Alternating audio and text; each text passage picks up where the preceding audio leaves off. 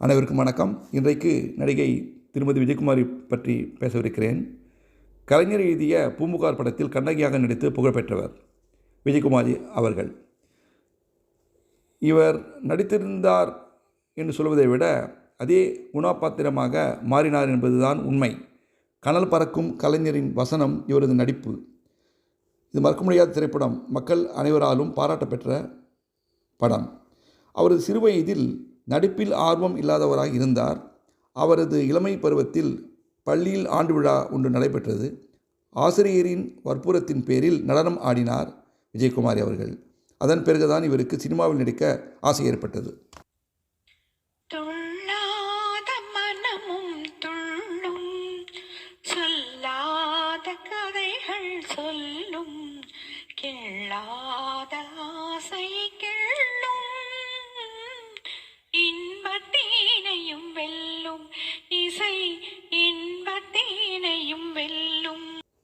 இவர் நடிகர் திலகத்தின் ரசிகை.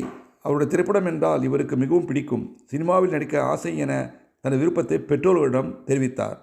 அடுத்த வினாடி என்ன நடந்தது தெரியுமா? அவருடைய அப்பா மிகவும் கோவப்பட்டார். கன்னத்தில் அறை ஒன்று பலமாக விழுந்தது விஜயகுமார் அவர்களுக்கு. இதனால் இவருக்கு காய்ச்சல் வந்தது. பிறகு இவரது ஜாதகத்தை அவரது அப்பா ஜோசியக்காரரிடம் எடுத்து சென்றார். ஜாதகத்தை பார்த்தவுடன் ஜோசியர் விஜயகுமாரிக்கு கலை உலகுக்கு தொடர்பு உள்ளதாக கூறினார்.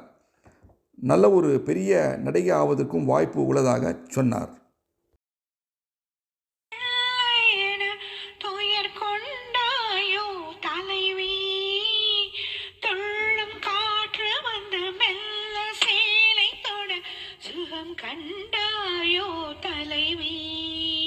அப்போதுதான் ஏவிஎம் நிறுவனத்தினர் குலதெய்வம் என்ற ஒரு புது படத்திற்கு புதுமுகம் நடிகை தேவை என விளம்பரம் செய்திருந்தனர்.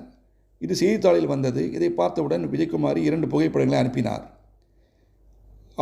ஏவிஎம் நிறுவனத்தினுடைய அழைப்பை எதிர்பார்த்து கொண்டிருந்தார். அவர் எதிர்பார்த்தபடி அழைப்பும் வந்தது. பிறகு சென்னைக்கு விரைந்தார் விஜயகுமாரி அவர்கள்.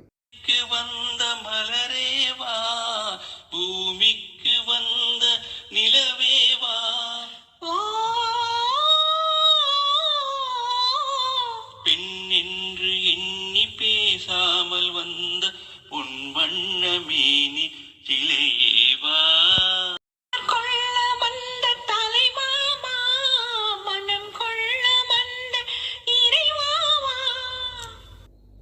சென்னைக்கு வந்ததும் ஏவிஎம் நிறுவனத்தின் நிர்வாகியான வாசு மேனனை சந்தித்தார். வாசு அவர்கள் பூவும் பொட்டும் என்ற திரைப்படத்தை தயாரித்து கொண்டிருந்த அந்த சமயம். அது இல்லாமல் பல இந்தி திரைப்படங்களையும் தயாரித்து கொண்டிருந்தார். பிறகு அவர் வாசு ஸ்டுடியோ ஒன்றையும் நிறுவினார். இவர் ஏவிஎம் நிறுவனத்தில் தயாரிப்பு நிர்வாகியாக பணிபுரிந்து வந்தார். அவருக்கு தெரிந்த நடனத்தை ஆடிக்காட்டினார் விஜயகுமாரி அவர்கள். பொன்மேனிகள் ஜானகி தங்கம் மணி மாடத்திலே வந்து தோன்றும் மனம் மன்னவன் எண்ணத்தில் நீந்தும் ஸ்ரீராமனை கண்டது மனமே பெரும் நாடத்தில் ஆண்டது குணமே.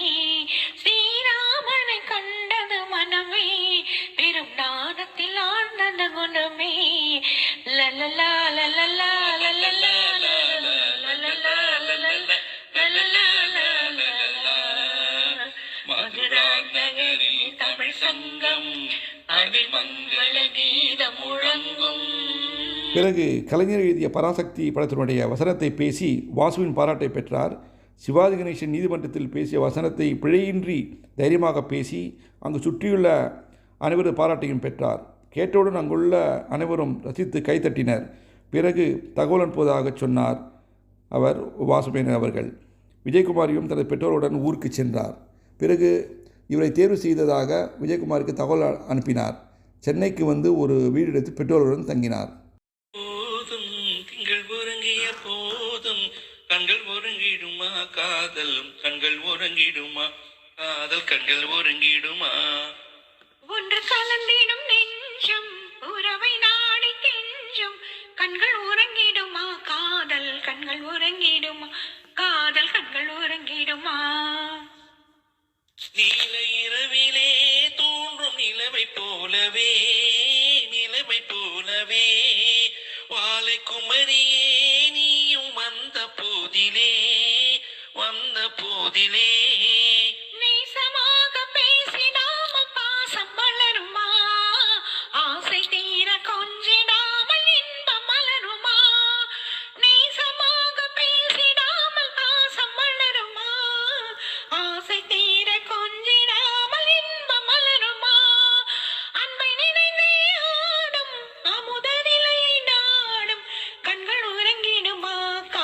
கண்கள் உறங்கிடுமா. குலதெய்வம் என்ற படத்தில் நடித்தார். இவருக்கு ஜோடியாக நடித்தவர் எஸ்.எஸ்.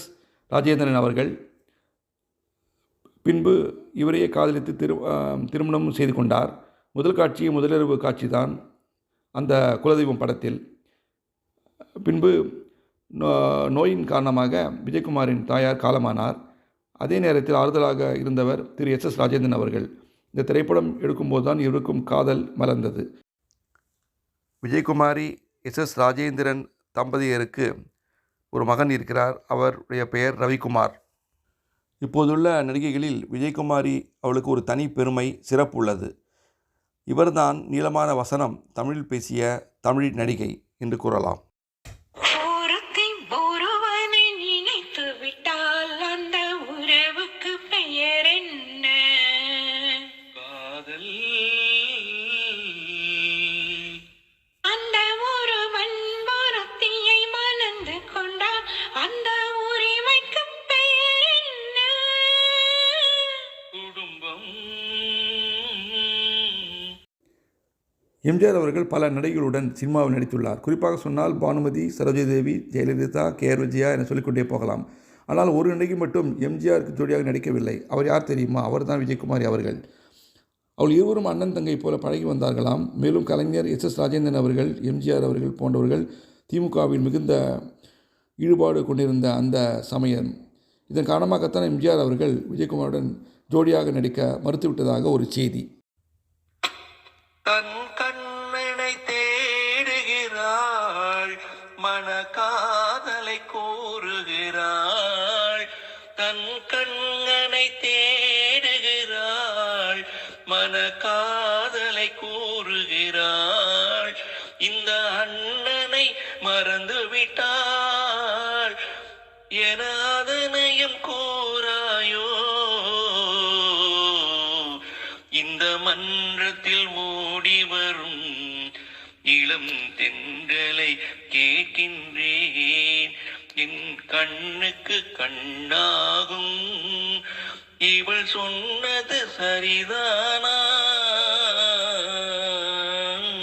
இவர் நடித்த மற்ற படங்களை பார்ப்போம். பூவி உனக்காக, தங்கமகன், தெனாலி இவர் நடித்துள்ள படங்கள். இவர் 1953 முதல் 2003 வரை திரைப்படத்தில் நடித்து கொண்டிருந்தார். இவர் கடைசியாக நடித்த படம் காதல் சடுகுடு.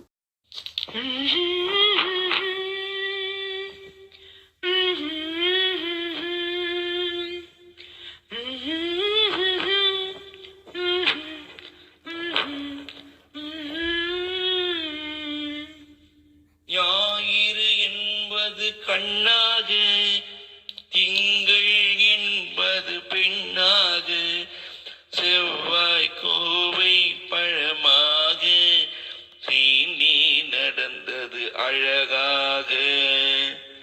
நேற்றைய பொழுது கண்ணோடு, இன்றைய பொழுது கையோடு, நாளைய பொழுதும் உன்னோடு, நிழலாய் நடப்பேன் பின்னோடு.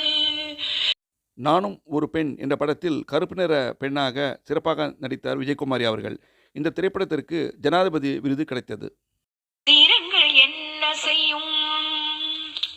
அள்ளி தண்டு காலெடுத்து அடிமேல் அடி எடுத்து, சின்ன கண்ண நடக்கையிலே சித்திரங்கள் என்ன செய்யும்?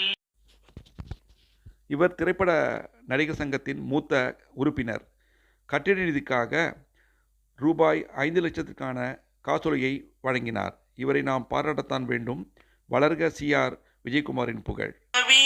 எடுத்திருந்தேன் உன்னிடம் மனதை கொடுத்திருந்தேன், முன்னொரு பிறவி எடுத்திருந்தேன் உன்னிடம் மனதை கொடுத்திருந்தேன். பின்னொரு பிறவி எடுத்து வந்தேன், பேசிய படியை கொடுக்க வந்தேன். பின்னொரு பிறவி எடுத்து வந்தேன், பேசிய படியை கொடுக்க வந்தேன். ஞாயிறு என்பது கண்ணா